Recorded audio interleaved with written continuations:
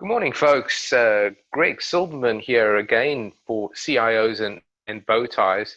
Love modern day technology that we can still bring you such fascinating guests on the line from wherever we are in the world and however you are and whatever state we're in. So hopefully the world itself is healing a little bit and repairing, and we're all getting out and about. And certainly beautiful weather here in the southeastern part of the United States, Atlanta, Georgia. My guest today is actually coming to us from one of my personal favorite places in the entire world, and that is from Zurich, Switzerland. On the line, I have James Eagle from Eagle Eye. I love that, James. Eagle Eye is the name of your company, content creator and investor relations person. Let me give you a little bit about James's background, but nothing I can say can really do James justice. And if you look below the links, if you look below this posting, you'll see links to James' various channels, his YouTube channel, LinkedIn, etc. And he is a content creator extraordinaire, a creative and innovative storyteller. And again, nothing I say can really do him justice. So you need to check out his content. But be that as it may, he's an experienced investment writer, respected thought leader, and seasoned researcher for the investment management industry in Switzerland. Let's see, he's worked with a number of clients, including HSBC, Gartmore, Fidelity, Unigestion, and Vontobel Asset Management. He's also served numerous companies and industries, including oil and gas, renewable energy, technology, private banking, and agriculture.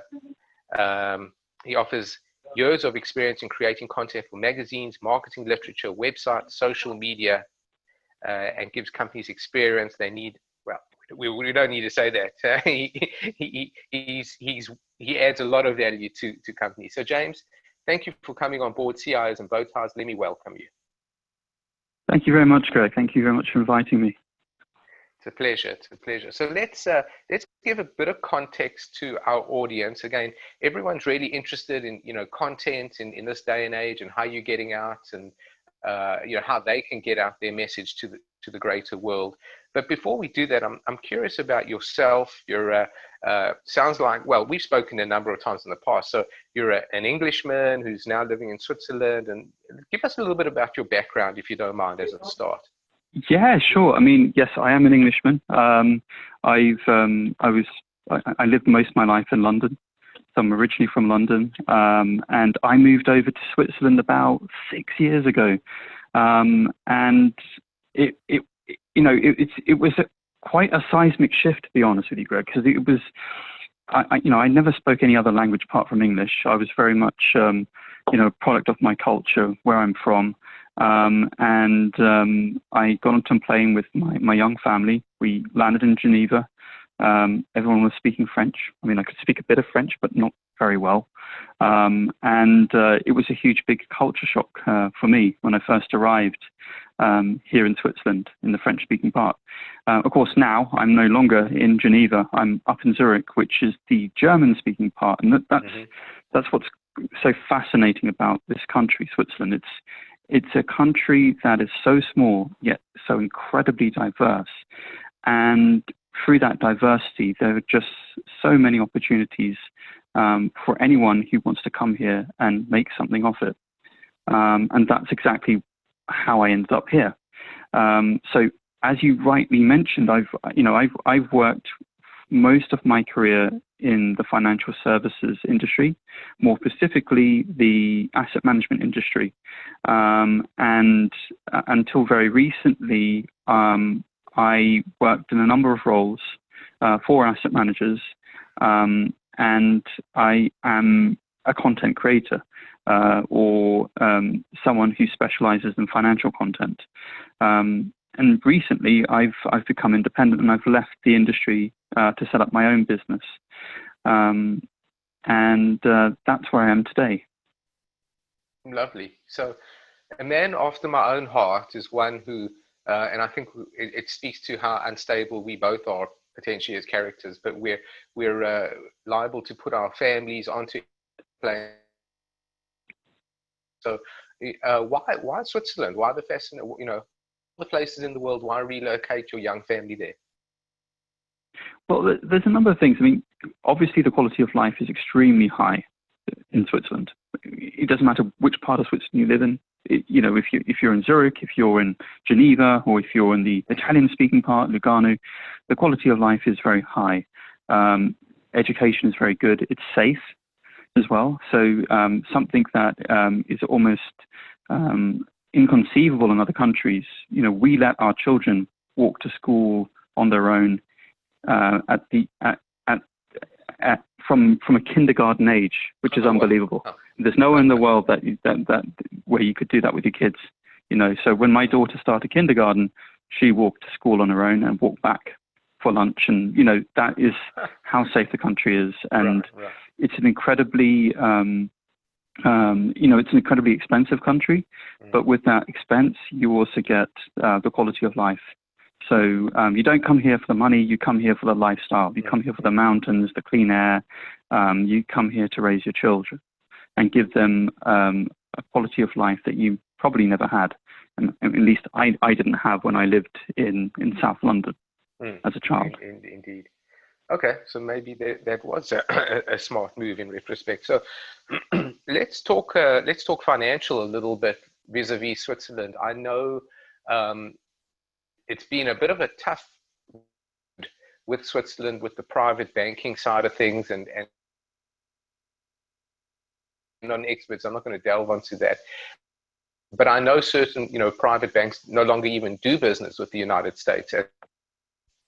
The question I have, the question I really have for you is, what I've seen is Switzerland's become very innovative, and it seems like they're making a big play into the kind of cryptocurrency space, blockchain space. I think Crypto Valley now. So tell us a little bit about what you're seeing in that. I mean, it's probably one of the bright spots in Switzerland. You got to also bear in mind, Switzerland is a really small country. It's a country of 8 million people, and it's a small country that packs a big punch. Whether it's in banking, whether it's in pharmaceuticals, whether it's in industry, it's a country that has always punched above its weight. And it does punch above its weight when it comes to cryptocurrency.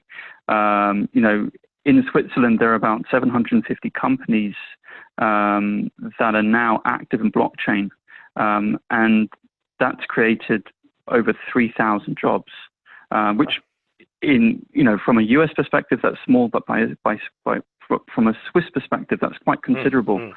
And in some instances, certain Swiss companies are even accepting cryptocurrencies as a form of payment. There is a company called Digitech Galaxus, which is a company that I go to quite often. I don't know how to describe it. It's not like a Radio Shack. It's not quite Amazon, but it has it's a very e-commerce driven business that everyone uses to get cheap electronic products, and they now accept Bitcoin and other cryptocurrencies, which is it's interesting. So Switzerland's always been advanced in some ways. Like, they've always been very adventurous, and it's a very entrepreneurial culture as well. So, when you live here, you get the sense that everybody wants to try and build something and create something. It's a conservative country in some respects, but in other respects, it's an incredibly ambitious and forward-looking country. Okay, super. Yeah, no, it just struck me as seeing crypto advertisements at the airport when I did pass through in Zurich. And other aspects of the crypto space. Okay, let's speak about more in your realm of expertise. Let's talk about content creation. And you wrote a fantastic article. I enjoy all your content. It's just really good the way you're able to tell stories. In this particular instance, it was called 5 Unconventional Lessons about Creating Content. Maybe walk us through that as a primer to begin discussing the content creation in the financial field. Okay, I won't go through the five unconventional points. I mean, basically, what I will do is I'll tell you my story. I'll tell you how I became a content creator. So, in a former life, I was an investment writer, and now for a lot of normal people, that doesn't mean a lot. But as an investment writer, what I did was I wrote about the investment products and strategies that the companies that I worked for ran. So I did this for a long time, and I was very happy with my role. And the companies that I worked for were also very happy with the work I did. But there was a problem, you see, because I never really knew if what I did was any good, because the people that were supposed to read what I wrote never gave me any feedback. And what I mean by that are the investors themselves. You see, when I used to write as an investment writer, the senior management of the companies who I worked for liked what I wrote, and so did the portfolio managers who managed the investment strategies that those companies ran. They also liked what I wrote, but I never really got to hear from the investors, and that bothered me. So what I started doing in my spare time was I started writing on LinkedIn. And this was quite a while ago, about 3 or 4 years ago. I started writing articles on LinkedIn. I would wake up at the crack of dawn just before I went to work, and I would write a post. And it was very much an experiment to see, what people actually liked, what people enjoyed. And until then, I had no idea what marketing was. I never heard of the term content. I was very much an investment guy, and I learned the hard way. I learned very quickly that I wasn't really very good at writing. It's the best way to learn. What I wrote was, it was a very it wasn't great for the ego, put it this way. It was quite deflating. But I learned very quickly that what I wrote was very boring. So writing about the Fed cutting interest rates isn't that interesting when you come to think about it. And so I went on this huge journey where I started to try and find out what it is that people like. How can I make investors read my material? How can I get my points across? And then, I always heard everyone talks about storytelling, right? I mean, this is the buzzword in our industry. We need to tell more stories. Storytelling is good. But what does that actually mean? How do you actually tell a good story? And what if you tell a bad story? Will anyone listen if you tell a bad story? And what happens if the story sounds very corporate and boring? And so, it didn't feel like I'd found the answer. So I started going on courses and seminars and reading and studying people outside of my industry to see what kind of content actually works. And I practice writing stories, albeit I use the stories to open up the subject so I could talk about what I wanted to talk about. And in that process, I started getting more involved with marketing people. I picked up a book by this chap called Simon Sinek, who's quite well known for his book, can you repeat that, James? Start with Why. Simon Sinek, Start with Why. Start with Why. So he developed this concept called the golden circle. And in very simple terms, what he said was that companies are very good at saying what they do. Some companies, good companies, are able to explain how they do it, but very few companies are able to explain why. And the reason why he constructed this framework was to explain that we tend to operate in this way where we're very good at saying what we do and how we do it, but not always very good at explaining why we do it, because why is always a bit fluffy and confusing and it's belief-driven. But the reality is that human beings are emotional and belief-driven. So if you want them to buy into you, you need to explain why you do what you do. So that was a kind of a revolutionary or kind of a very revealing message that I received from reading that book. And of course, I tried to practice and make it work, and I realized it didn't work. And the reason why it didn't work is because even why needs to be relevant to the person that you're trying to convince. So, you know, if you have a reason why you exist, but no one cares, well, then it doesn't really matter if you have a why. So it was this kind of trial and error, learning from people, having a go. And I would say the biggest thing that I learned from the whole process as a content creator is that you need to show your vulnerability.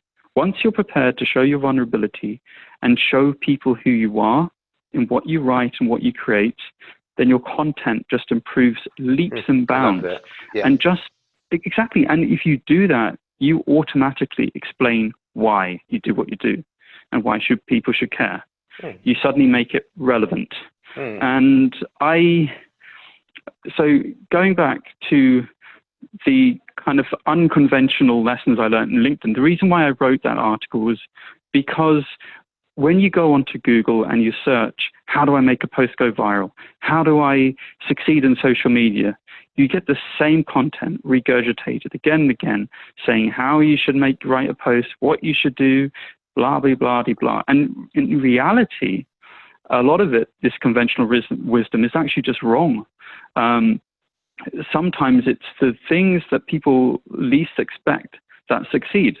So, you know, there is a lot of content on LinkedIn that is very successful in terms of going viral, but adds no value to the content creator. And what I mean by that are those pieces of content. You know, you could stick a cute picture of a kitten, and that kitten will get thousands and thousands of likes. But then if that's what you like doing, then that's fine. But as a company, that's not really a very good content creation strategy, because there's no call to action and there's no kind of deliverable at the end of it. There's no measured way of seeing any success through following that strategy. So unconventional lessons about LinkedIn. So the things that I try to explain to people is, for instance, it doesn't matter when you post on LinkedIn. This is something that people find really hard to grasp. But, you know, Greg, you're in the US, I'm in Switzerland. If I post in the evening, or if I post in the morning, you're going to be asleep. Because, you know, you're on the East Coast, right? Or you're on the other side of the world from me. So really, when you post on a social media platform, is irrelevant. The other thing that people also say is that when you're creating content, you need to tell a story. Yes, you do. You need to. It's good. It's a good idea, but storytelling is just a technique. There are other techniques that you can use, like statistics. In fact, I would actually go beyond saying that. I would go a little bit beyond the story and say what you need to do with your posts is make them emotional, make them touch the heartstrings of who you're reaching out to. So it's more than just telling a story. It's about also trying to use whatever tools you're available to get your audience's attention. Okay, let me, if I may, James, let me just jump in, because you stoked a lot of questions in my brain. So so the first thing I'd say is I've been around investment writers most of my career, and the biggest not concern, but the biggest problem I think that they experience is that there's generally a compliance person behind them who's with a red pen removing all emotions whatsoever from their writing. And that's really frustrating for a lot of investment writers, which maybe happened to you and why you kind of made the leap into a bit more creative. So you can reserve your comment on that for a second. The other follow-up I have, just a question, is you speak about the vulnerability, and I love that because I've noticed that myself. Because vulnerability is essentially contradiction, is the way I would see it. Now, that's understandable for you or for me as an individual, but how do you translate that into the vulnerability of an organization if your client is a company with a product or a service? Well, it goes back, I think, to, I mean, it's a very good question. So I'll tackle vulnerability first of all. So vulnerability is a very, very powerful way, how can I describe it? So I use vulnerability to make myself look more human. to be to gain empathy from my audience. Empathy, right? So, you know, it's a way. Just trying to think how I can explain this. Okay, I'll go back to what we were talking about. Okay, let me start from your first question. Yeah. Okay, so you're right. As an investment writer, we live in a compliance culture, and that compliance culture is going to increase over time. I don't think that's a bad thing. I think compliance is incredibly important. Yeah. It keeps businesses safe. It protects our investors. It protects us. And it also protects the industry. It means that the industry is sustainable and long-lasting. And it's interesting you mentioned that, because this is a lesson that I think Switzerland as a country is now learning, that it's important to have a strong compliance culture.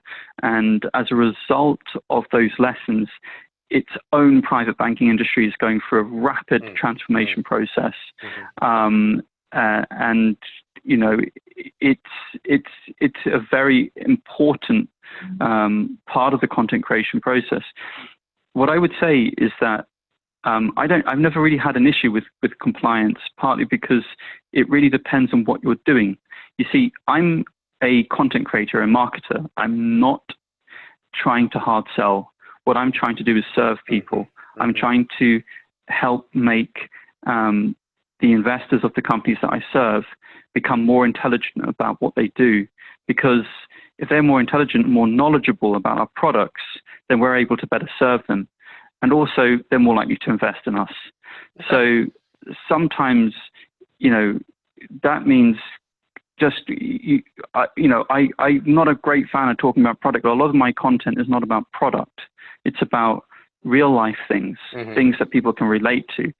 It's not about giving advice or opinions. It's about presenting what's out there. What's, you know, what are the consequences of the coronavirus lockdown on our economy, and what impact will that have on unemployment and how companies may fare. I mean, this is providing a service and providing information, just like a newspaper would do, or any other service. So when you look through content creation,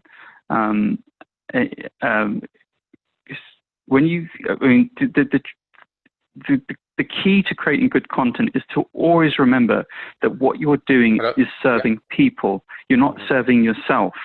And as long as you remember that, then compliance should never be an issue. And serving yourself is a great quality. It's one of the, sorry, let me repeat that. Serving people is a great quality. It's one of the most important qualities in leadership. And that's where it all comes back down to. That's where that's where companies really need to rethink the way that they operate.